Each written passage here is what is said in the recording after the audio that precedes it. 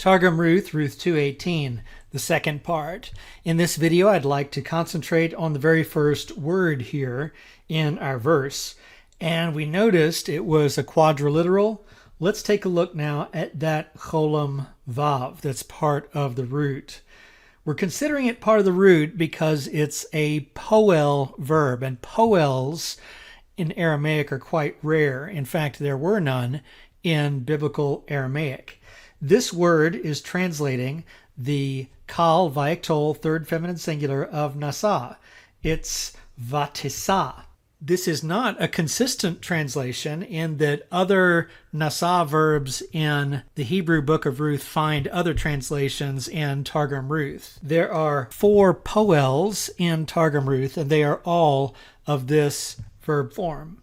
Now, as we talk about this special derived stem, poel, it might help to open up Biblical Aramaic for Biblical Interpreters, page 116 and 117.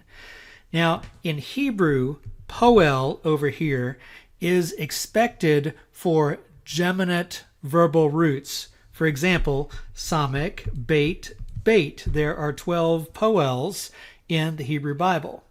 However, in Aramaic, we notice, at least this is the biblical Aramaic chart, that there aren't any poels. There is here in the late Jewish literary Aramaic of Targum Ruth, and in fact in Jewish literary Aramaic and Targum Onkelos, but it's accounted for in a completely different way, this mechanism of having the quadriliteral where the vav is part of the verbal root.